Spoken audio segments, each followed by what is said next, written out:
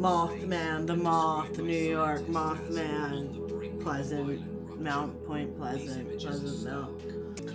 Should we have story time? Read the stories, read the stories, read the stories.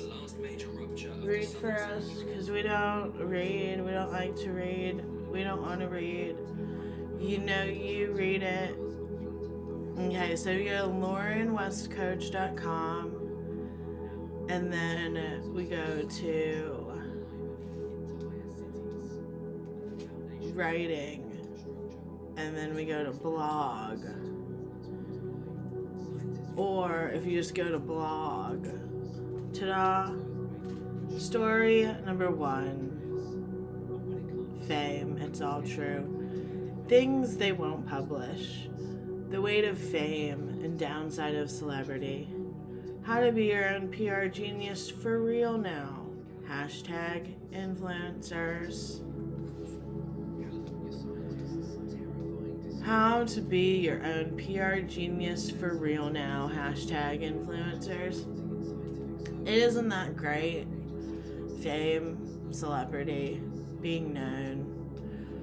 One of the fun things I love about being myself is that I have to do the things that people like mainstream celebrities and famous people that you think are big deals due to media coverage because someone else says so. Most people that are blown up on social media, TV shows, modeling, porn, music, politics, reality shows, movies, and whatever else have blue check marks. Asterisk, now I have a blue check mark. What does that mean? Verified by who for whom? That probably belongs in the do not ask box. Anyways, so where do I begin? Where does it all begin? Do you know me?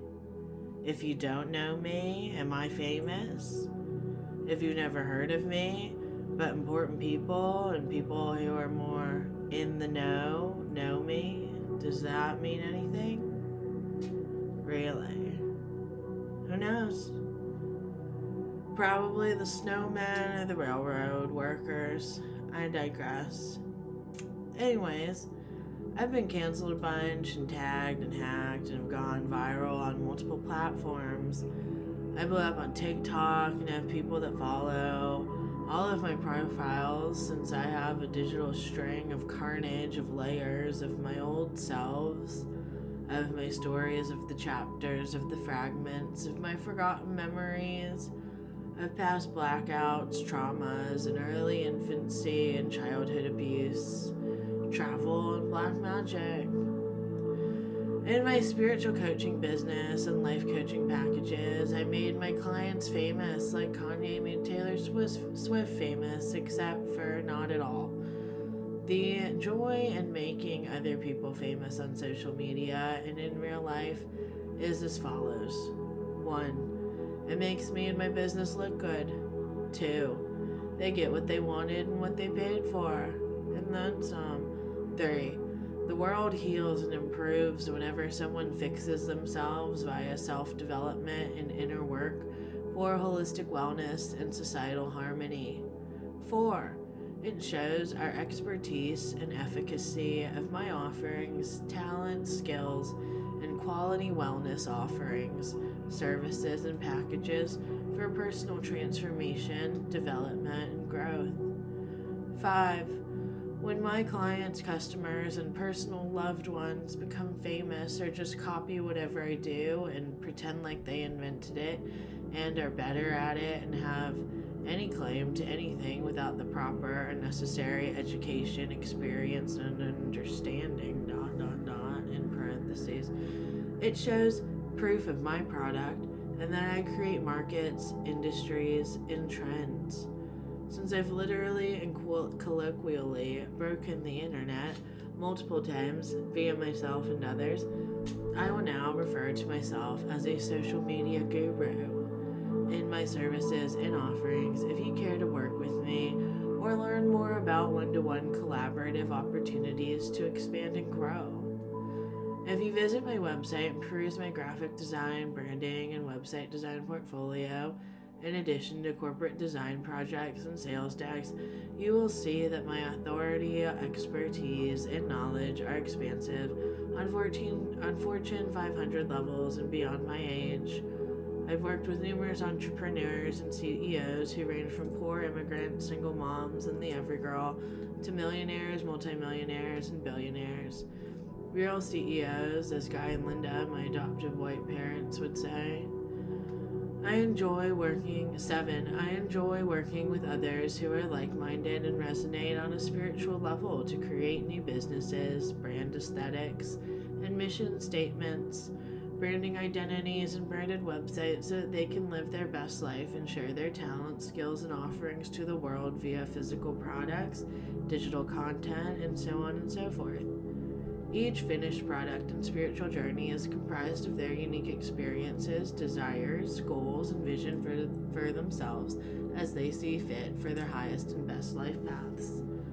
My personal joy is to create the internet and the flow of commerce via fashion, food, homebodying, hobbies, accessories, art, romance, media, content, writings, and podcasts.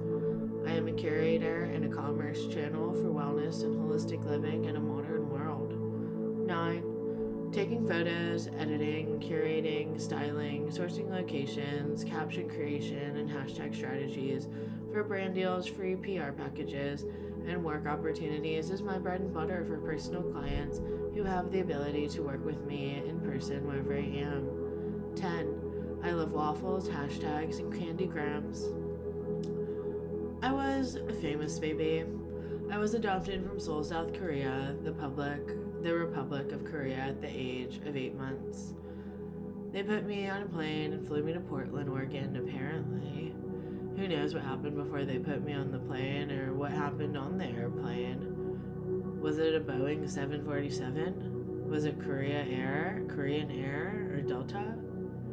The white Catholic high school sweethearts couple from Dayton, Ohio, had applied to adopt me from Portland. Guy worked for a paper company, and Linda had worked at NCR on computers that filled rooms. Papa, Bill West, was an archivist at NCR. Carl Zangel was an architect who built the neighborhoods and owned the lands that had been sold to make things like churches and cemeteries, and who knows. Typically, I date gangsters, thugs, cartel members, government workers, military, athletes, and who knows. It's hard to keep track of them all over all those years, all those states, countries, and continents. I was born in the fast lane and shipped over before I had been weaned off the biological teat. Talked to Holt International about it. Ethics, slavery, human trafficking, international adoption, politics, money, paperwork, pedophilia, elite pedophilia rings, FBI, CIA, and or other international agency clearance if you're interested. I don't know, like Interpol? They lie to me. I'm sure they're just like Freemasons, Knights of Templar, Illuminati, or Eastern Stars, or something like that. It don't matter. The fun thing about doing your own PR as an entrepreneur, influencer, and digital disruptor, in the good and proper way, is that the foreigners will immediately do it wrong and bad. That's where my English degree, real life experience, and aptitude comes into play. E. Cummings broke the rules of grammar. When I was 17, I attended a summer program at Columbia University in New York City to attend and complete a creative writing program. My family on the paternal line lived there. 2 model and dancer sister cousins and 2 gay great uncles, one a secretary, the other a Broadway playwright. Just read prostitution and homosexuality. In Bali, there's a cult called 17 Steps at Heaven's Gate, a popular tourist Instagram destination. This is a segue into my first engagement to Nelson Serrano's grandson. He died on death row in Broward County, Miami, on 8/8 Lionsgate. My website launch in the Lionsgate portal. I already said that. My fiance Christian Serrano was a pan-trans who was off the records and is an Ecuadorian and Swedish mix who was a man whore and did porn. His father got him into it. He had a local music label called Starriser or something. There was a sign, and it was taken down. The Kissing Staler statue was also removed in 2020. COVID-19 happened after my client and friend went to LA, and she filmed a corporate Pilates video for the franchise she was working for, and was also able to land traveling teacher gigs and received raises, praise, online fame, followers, subscribers, and more. So after I had done my job above and beyond, I went to Bali and lived with my millionaire business coach throughout the country over a good amount of time, with a few others that knew the other 40 people that dropped out or were let go. She never told me that. No one let me know. She got sick and I didn't use all of my calls. She was unprofessional, and the Mastermind VIP coaching package and retreat were nothing like it was advertised. She took advantage of me as a white German in Asia. The retreat got weirder with breast massages, breakups, and lesbian jealousy. The Forbes journalist and verified famous influencer in gowns with deep and heavy inspo content also lived with us in the village. My coach's boyfriend, Paul, was rude and judgmental, and they broke up and lied about their relationship. He had an Asian fetish. Sabrina was also lesbian for me and lying. She also did BDSM, which probably includes porn with some random 40-something male who ditched her. I'm guessing that's Christian's dad, Francisco Serrano. Anyways, I digress. I went there after I went to Iquitos, Peru, for a week of healing in the Amazon jungle, away from it all, with no Wi-Fi. We went to ayahuasca ceremonies in Iquitos based on my college friend's recommendations, as she taught ESL in South America post-university in the city. We kept in touch on and off via social media. Sidebar, I was also famous and a local celebrity everywhere I've lived: Oregon, Delaware, Georgia, Switzerland, Chicago, and I had people in New York and LA and scattered all around the world. Before that, I went to Vancouver, BC in Canada for a different VIP mastermind coaching retreat at the nicest hotel, the one by the water. We went to the nice sushi place with the flame-scorched fatty taro. It's like Sugarfish, but a restaurant. What I loved about Vancouver was the Korean food, and the cafe with the croissants and the cappuccinos that my Korean friend Senjin and I went to. We stayed in an Airbnb and had arrived from Seattle. We took an Amtrak and spent more time in Seattle on the way back. We had a free tour guide that came to our defense at a dispensary because a black man was talking to us and hassling us. Sounds great, and drove us around his Jeep and gave us a full tour of the cities and parks. He even bought us ice cream. I met Lori, a Reiki healer from the island, BC Island, who was attending grad school for VR for children for healing purposes. She did our tarot readings and an intuitive session. She said I was an indigo child and highly psychic. We hit it off pretty well and went to an art installation next door to the hotel. There were neon lights, and it was an immersive art experience. I spent a lot of money on personal coaching, healing certifications, coaching certifications, intuitive sessions, online and digital courses, group coaching programs, seminars, workshops, yoga teacher trainings, spiritual business VIP mastermind retreats, and more. I took and take my spiritual and personal development journey seriously to a degree, and am very thorough as per usual. I want the best, and I want it to be the best for myself and others, so I hold the par excellence standard. I don't like to settle and be hustled repeatedly. Don't judge me and my family. I guarantee you're the same or worse. How many romantic relationships, engagements, and breakups have I had? How many people have I dated? Why is love, romance, and sex always at the center of everyone's gossip and talk about me? Why do people want to sell me and call me a prostitute? Is it my race? Why do people always talk about how I look? Is it my age? Why do these people act like children? I live in a small town now. I have for a while now. I've been here since I was 12, on and off, childhood home. We started coming here when we bought the condo in middle school before we moved to Zurich, Switzerland from my high school and Allen's middle school. What annoys me to no end is that my ex's dads follow and stalk me.